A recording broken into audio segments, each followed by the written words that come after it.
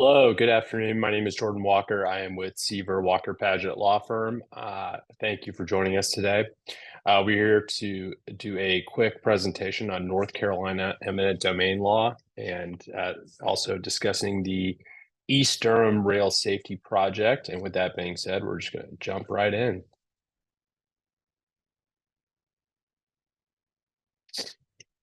Quick introduction to me and my firm. Again, my name is Jordan Walker. I'm an attorney with Seaver Walker Paget Law Firm. Seaver Walker Paget Law Firm is an eminent domain only landowner only law firm. This is the only area of law we practice, and we have represented landowners across the country. We have a combined 70 years of experience in eminent domain cases representing landowners, hundreds of road project clients across the country, including in North Carolina. So what we are going to be doing here today is sharing our experience, sharing our knowledge that we have of the law in this project, in the hopes that you can use this information in your dealings moving forward on the acquisition of your property. So what we're going to be talking about today, of course, is the project itself, the East Durham Rail Safety Project, and then we're going to be talking about eminent domain procedure in North Carolina. Real quick about the project, the East Durham Rail Safety Project, we called it the Norfolk Southern Project, proposes approximately 2.4 miles of railroad improvements around the Norfolk Southern Railroad. And that includes the construction of new bridges carrying Glover Road and Ellis Road over the railroad. It also proposes the closure of the Wren Road railroad crossing and a new connection to Glover Road as well. We are at the right-of-way stage of this process. They have been acquiring land, and we will talk about what that means right now. So in the state of North Carolina, much like in every state in our country and in the federal government, certain entities, governmental entities, have the power to seize private land and put it to a public use. This power is known as eminent domain. You obviously, if you look outside, there's roads everywhere, and in order to build those roads, the government needs to get the right to the land first, and the power to do that is known as eminent domain, meaning it doesn't matter how much you don't want this road to happen and how much you don't want the DOT to take your land. Ultimately, they have this eminent domain authority to acquire this land and put it to this public use. So with that being said, it's important for a landowner to be prepared for when this acquisition comes forth and when offers are starting to be issued. The power of eminent domain is inherent with the North Carolina Department of Transportation and governmental agencies. They have this inherent authority to do that. Some entities don't have the inherent ability to condemn land, and that's what this is, condemning land under eminent domain, which is different from the condemnation of blighted properties that some people might be more familiar with. Nonetheless, they have the ability to take land to put it to this public use. This is something that virtually every government every government in our country enjoys. And it's something that's exercised quite often for public use projects, whether they be roads, hospitals, firehouses, schools, anything that is put to a public use, meaning used by the public broadly. If it meets that definition, they generally can take the land. So with that power to acquire the land, they don't just take it and give the landowner nothing. The landowner is entitled to what's referred to as just compensation, and just compensation, which is set forth actually in the United States Constitution and in the North Carolina Constitution, basically says that you are entitled to the fair market value for the acquisition of your property. Fair market value is defined as what a willing buyer would pay a willing seller on the open market.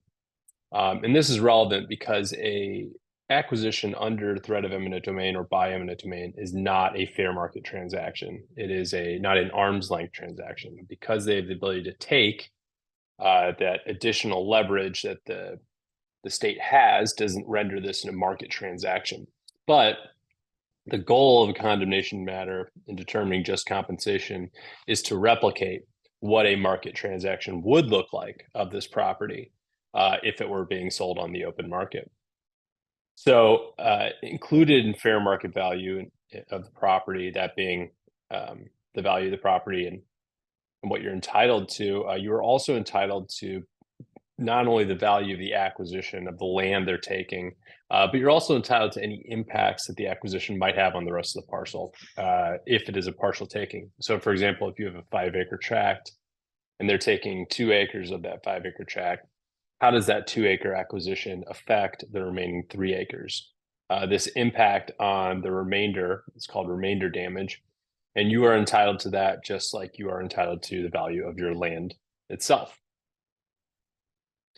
So in North Carolina, in every state, there is a defined process for acquiring land through condemnation. Each state has its own unique features. North Carolina's procedure is, as I would assess, fairly standard for state condemnations. And this is the process. So if you want to, it depends on how you define the stage of eminent domain or land acquisition, but for any road project, initially it needs to be conceived, of course. And this is the process from beginning to end, and that includes the conception of the road project. Road project is conceived, engineering is put behind it to determine where it's going to go, what they need to do, etc. The plans, the plans for the project need to be created. Once the plans are created, then funding is arranged, and once funding is arranged, in our view, that's generally when projects are much more likely to happen than not. There are a lot of projects that die at the conception phase, die at the engineering phase. Usually when projects reach the right-of-way stage, which requires a much more significant investment from the state than, for example, engineering and planning, usually when they reach that stage, they, by and large, happen. There isn't a lot of projects that die after they begin right-of-way acquisition. It happens, but infrequently. So the funding is arranged, the project is a go. What happens next? Well, they need to eventually begin acquiring land for the property, or for the project rather. Under North Carolina law, in order to even begin an eminent domain process, before that litigation is initiated, they need to issue an offer of compensation to the landowner. The landowner has 30 days to respond to this offer. They do not. A landowner does not need to accept the offer. A landowner does not need to respond. If they want to respond, they can. They don't need to.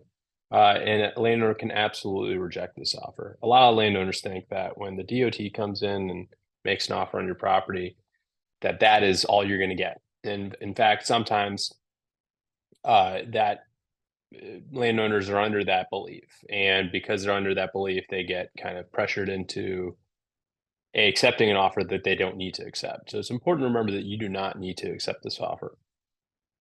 So assuming you don't accept that offer and 30 days has lapsed, the DOT will eventually need the land for the project. So in order to do that, they will file a condemnation lawsuit, an eminent domain lawsuit against you, the owner of the property, for your property. That lawsuit will be filed in the county where the property is located. So if you don't reach a deal with them, eventually they will need the land. So they'll have to begin eminent domain, and they'll file a lawsuit against you to get it. You will be served a copy of that lawsuit. And once you get served a copy of the lawsuit, it's important to remember you have 120 days from the point of service to respond to the petition, the condemnation complaint. If you don't respond within 120 days of receiving the petition via your summons, the case is over, and you will get, for purposes of compensation, you will get what the DOT initially offered. Because along with the condemnation petition, the condemner also deposits their initial offer with the court. And so, for example, if they initially offered you $50,000, and you said that you rejected it, and then they file their lawsuit in the county where the property is located, they would then deposit that $50,000 with the court. And this deposit acts as a bond that allows the condemnor to take possession of the property to begin work on the project. This is sometimes referred to as a quick take procedure, wherein the condemner gets the land to begin the project before final compensation is determined. This is a fairly common aspect in other states as well, this quick take acquisition ability. So when they deposit, again, assuming the offer is $50,000, they deposit that as a bond. The condemner takes possession of the property.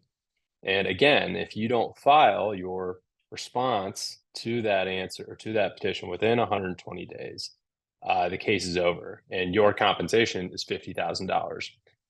There's no going back on this. Once this deadline passes, that's it. The case is over. So it's imperative if you're a landowner and you do want to contest compensation at eminent domain that you do meet this deadline in order for the case to continue on. Also, if a landowner seeks to stop a taking and stop the acquisition at eminent domain, you are allowed to file arguments or file objections to the acquisition itself, arguing that they shouldn't be able to take it. I will say that it is very difficult to accomplish successfully stop an acquisition. We have certainly done it before, and it's not something that we say is impossible, but a certain set of facts need to exist in order for that to be the case. And generally, if the DOT follows the law in their pre-condemnation activities, they're by and large going to be able to take the property. But if you feel like you have a case for that, it is possible, but it's important to remember that you need to file those objections within the answer in that 120-day deadline. Okay, so assuming you've timely filed a response to the petition, the next step is that the court may appoint commissioners to determine what's referred to as preliminary just compensation. And so what the court will do likely is to appoint these commissioners who will basically do their own appraisal of the property, determine what they feel you're entitled to, and come up with an award. So using the $50,000 example, let's say that the commissioners come out, and they appraise the property, and they say you're entitled to $100,000. Well, at that point, once they determine their amount, their award, either party may object to that amount. So if the DOT thinks that's too much, they might object. If you think that's too little, you might object. If neither party objects, the case is over and you would get $100,000. If either party objects, the case continues towards a jury trial. You are entitled to a jury trial as a matter of law in the state of North Carolina for the determination of just compensation. So, but not every case reaches jury trials. Many condemnation cases are resolved prior to that point during litigation. The most common venue where the cases are resolved are at mediation. Mediation is just a formal settlement conference, basically.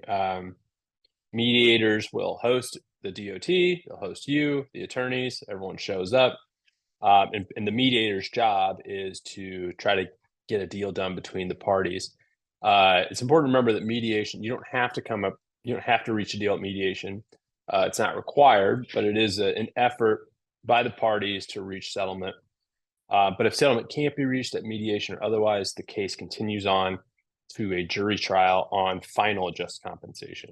And once that is determined, that is the amount of money that you'll receive, assuming there are no appeals for your property. So that's the beginning and the end to the process in North Carolina. I do want to talk briefly about just compensation, though, and how those I guess opinions can vary. You are entitled to just compensation as stated, and these are the main components to just compensation. There's obviously the value of the acquisition itself. So if they're taking 2 acres from you, what is the value of that 2 acres? You'd come up with the value of this based on sales comparables and generally or income that the property generates. But before you do that, you have to determine what the highest and best use of the property is. The highest and best use is a legal and appraisal term that is defined as the use of the property that generates the most return, the most highest economic return to the owner of the property. Meaning that even if your property is being used on a lower value use, it doesn't mean that that necessarily is the highest and best use of the property. An example would be a residential property that is in the middle of commercial development, and is basically uh, surrounded by development. The trend in the area is towards commercial development. The zoning is changing. It's apparent that this is where development is headed based on the market. And under highest and best use analysis, you can say that even though the property is being used residentially, that is not the highest and best use of it. The highest and best use is as commercial or mixed use or development or what have you. And so it's important to establish the highest and best use before you determine what are the proper sales comparables and ultimately the value of the property. Beyond this, zoning is also a relevant consideration in the highest and best use determination. So with the value of the acquisition, the other component, or one of the other components you're entitled to, is remainder damage. Remainder damage is the impact that the acquisition has on the remainder. We talked about this earlier. This is of course only for partial takings when they're only taking a portion of the property. But effectively, remainder damage, consequential damage, diminution in value, all of these severance damages, they all generally mean the same thing, and that is what is the impact on the acquisition on the rest of the parcel. Remainder damage can be caused by a lot of different components. It's very property specific. Components of remainder damage we've seen include changing the access to the parcel. The parcel is resultantly non-compliant with local zoning.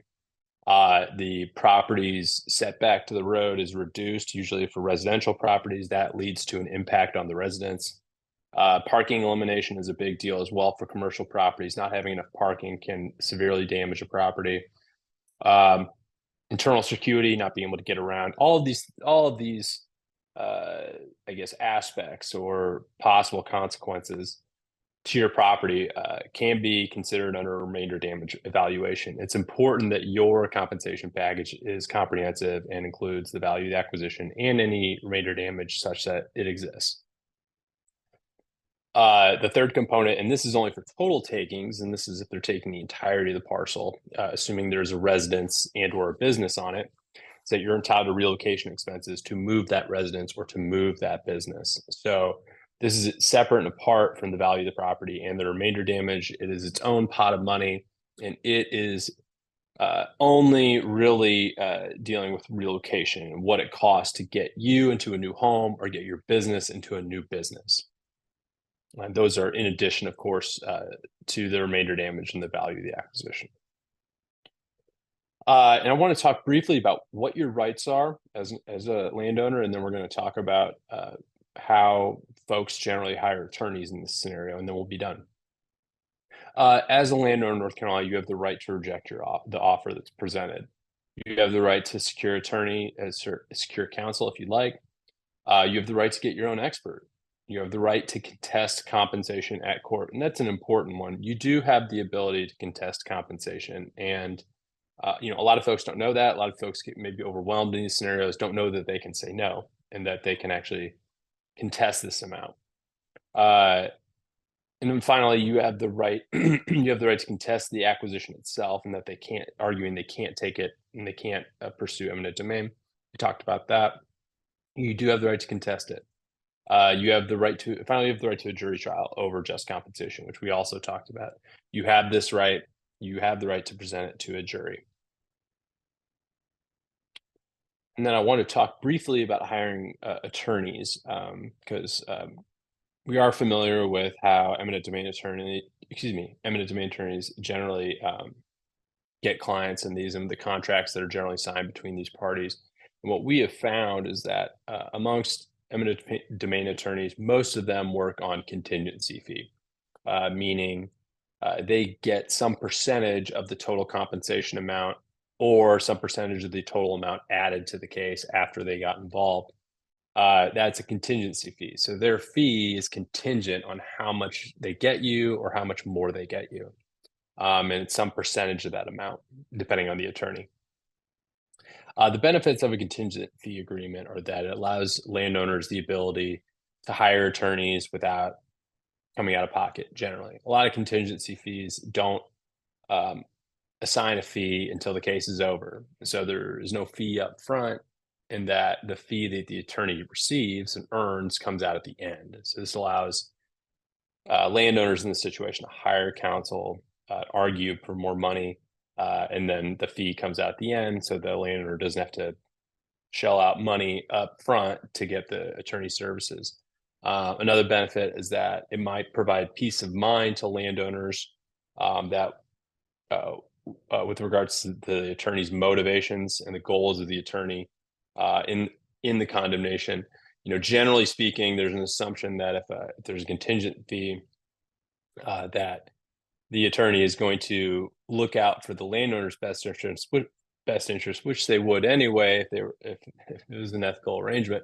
But this can provide peace of mind to landowners to know that the attorney is working for them, because in a contingent fee agreement, effectively the attorney becomes a partner with the landowner in the compensation amount. They are presumably motivated to collect as much money as possible for the landowner because they themselves stand to benefit as well. We've also seen attorneys do hourly and retainer fees. These are more standard, traditional, if you'd like to describe it as such, contractual relationship with an attorney, whereby the attorney generally bills their hourly rate against either, most likely a retainer that's already been paid upfront. So for an example, on a retainer agreement, if an attorney wants $5,000 upfront, that's the retainer that the attorney then bills their hourly rate against. So for example, if an attorney billed at $500 an hour, a $5,000 retainer fee would get you 10 hours of legal work. And then once that retainer is gone, then the attorney may ask for another retainer to then bill against, but those are more, I guess, different from one another than a contingent agreement. There's a lot of different types of retainers and hourly agreements that can be put into play. Another flat rate, another, I guess, hourly or retainer type agreement would be a flat rate. This isn't necessarily a retainer. It's more of a some certain amount of money to handle the entirety of the case. So as an example, it'd be the attorney would ask for $50,000 to handle the entirety of the case, regardless of the hours that were actually incurred or billed. That's of course flat rate. It's one fee for the entirety of the case. Some attorneys do it like that as well. The benefits of these types of agreements are that the landowner generally has more certainty on what their fees are going to be, and that if it's an hourly rate, you're going to pay whatever the rate is of the hours the attorney works. Usually, larger corporations, larger businesses prefer this type of arrangement. It's more traditional amongst them. So there's more certainty, and that's why they prefer it. And that is the end of my presentation, and I will open it for questions. Thanks.